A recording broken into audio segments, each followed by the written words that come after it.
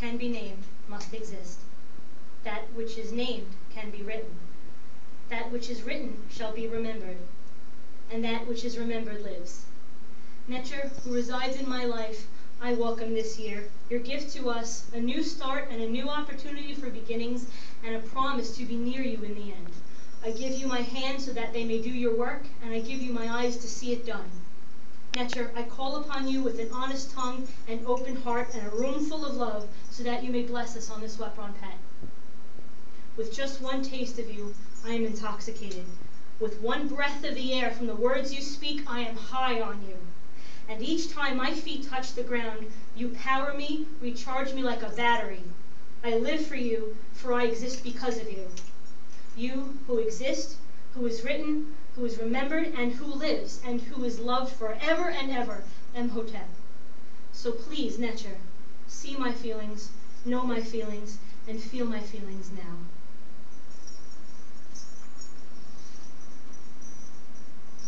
As the star of Sopdet causes the Nile to wash away the impurity of old years, may this water do the same for you. I will approach each of you with this natron and orange blossom water mixture to wash your hands, in hope that you will allow all outside worries and concerns to be washed away in its purity. I will wish you Senebti, which is Kemetic for good health, but please feel free to recant with whatever feels comfortable for you.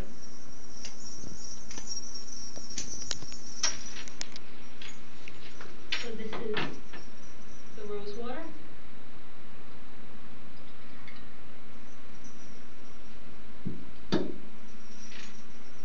And this is the natron, which is a salt mixture.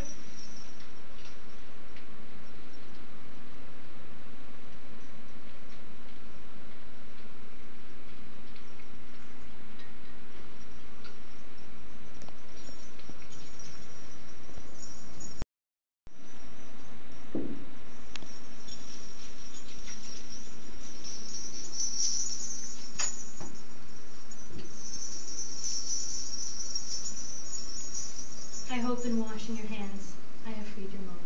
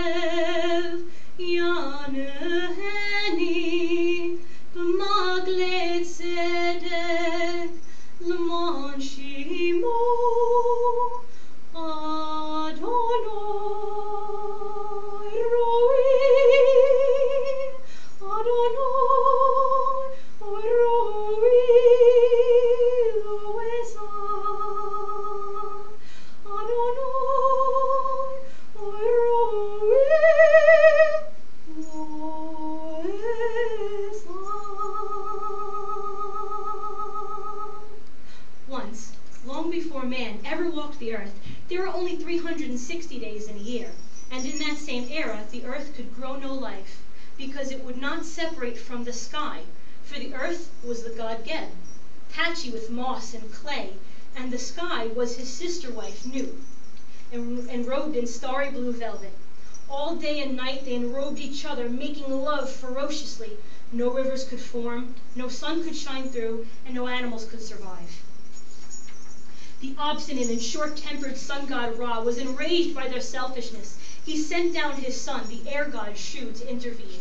Shu pried himself between the two and lifted up Nut into the air so that all they could do was look at each other from afar. Nut wept tears that dried and turned into stars. Geb reached and grasped and twisted, but all he did was create cracks and masses that formed into mountains and canyons. But it was too late, for the seed, so to speak, had been planted. Enraged once more, Ra spat and shrieked, and he pointed to the weeping goddess Nut. "Ah, no day will your children ever be born." Nut, in a panic, called to the wise, ever practical and all-knowing Jehudi for help, and being so wise and all-knowing, he devised a plan. He stood straightened out his saffron robes, tossed back his locks, and casually challenged the moon god Ah to a game of cards. "If I win," he declared smoothly, "Newt will bear her children regardless of what Ra has said." "But how is this possible?" the moon god asked. "I have my ways." And Jehudi, being so cunning and so sharp, defeated the moon god at the game of cards. "And for this," he said, "I shall simply create 5 new days for the year, one for each of the children, these new gods, these first 5 inhabitants of the earth to be born." And so on each of these 5 days, known as the epigomenal days, a child was born. There was Wasir, holy father of the grain, the allium, and later of the newly dead. Heruer, lofty ironclad warrior of the slow-burning flame. Sutek, androgyne of thunderous clouds, red meat, and raw sex. Aset, mother and milkmaid of the human heart in the celestial expanse. And Nebuchadnezzar, she of the unseen, unheard, unknown, and omnipresent. And while, as gods, they were the first to create agriculture, matrimony, law, the arts of cooking, weaving, and education, they were also the first rulers of man, which made them vulnerable to the human qualities of vengeance, jealousy, and deceit. The world over which they created, had they been sent to create order, was the same that resulted in chaos. That is why every year after the 5 epigomenal days, we celebrate Wep RonPet, the new year. We say Zep Tepi, meaning order is restored, because it is a chance to start over and create for ourselves a world that is in Ma'at, which means it is balanced and clear. That is also why, just around the new year, every year, the Nile floods. This is the earth god Geb attempting to wash us clean. So Zep Tepi, order is restored.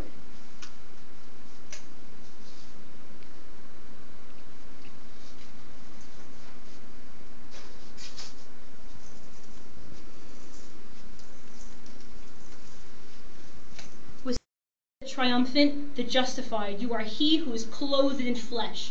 You are the grain and the force that grows it. You are the body and its inevitable decay.